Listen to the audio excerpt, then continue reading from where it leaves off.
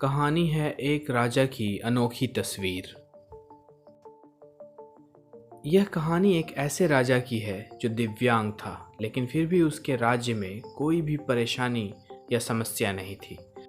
सभी लोग उस राजा से बहुत खुश थे और ऊपर वाले का धन्यवाद करते थे कि उनका राजा कितना अच्छा है। वह राजा दिव्यांग था, उसकी एक आँख नहीं थी और एक पैर नहीं था, लेकिन फिर भी राजा को इस बात का कोई दुख नहीं था। एक दिन राजा अपने महल में घूमते हुए अपने पूर्वजों की लगी तस्वीर को देख रहा था और सोच रहा था कि मेरे पिताजी कितने शूरवीर थे, उनके पिताजी कितने शूरवीर थे, हमें इतने शूरवीर खानदान में जन्म लेने का मौका मिला। यह ऊपर वाले का धन्यवाद है।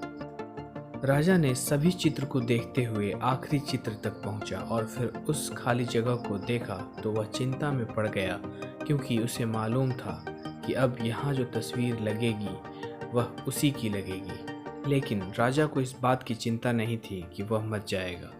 चिंता इस बात की थी कि वहाँ जो पेंटिंग लगेगी वो कैसी लगेगी।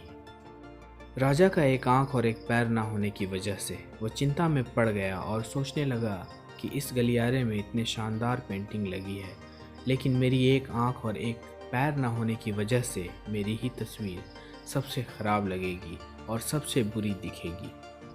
राजा ने सोचा कि मेरे मरने के बाद पता नहीं कैसी पेंटिंग बनेगी, और क्यों ना मैं अपने जीते जी ही एक शानदार पेंटिंग बनवाऊं, ताकि मुझे ये सुकून मिल जाए कि मेरी यहाँ अच्छी पेंटिंग लगेगी। अब उस राज्य में ऐलान करवा दिया गया और सभी पेंटर को बुलाया गया और कहा गया कि जो भी पेंटर राजा का शानदार पेंटिंग बनाएगा उसे शानदार इनाम मिलेगा।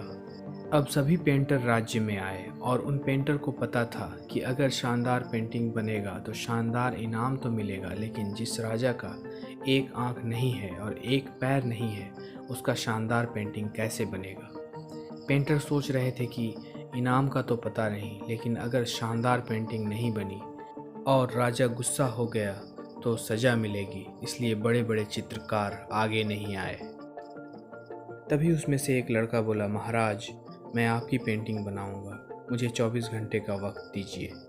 तब सभी बड़े बड़े पेंटर हैरान हो गए कि ये लड़का क्या पेंटिंग बनाएगा, और अगर राजा को पेंटिंग पसंद नहीं आई तो इसे सज़ा ज़रूर मिलेगी।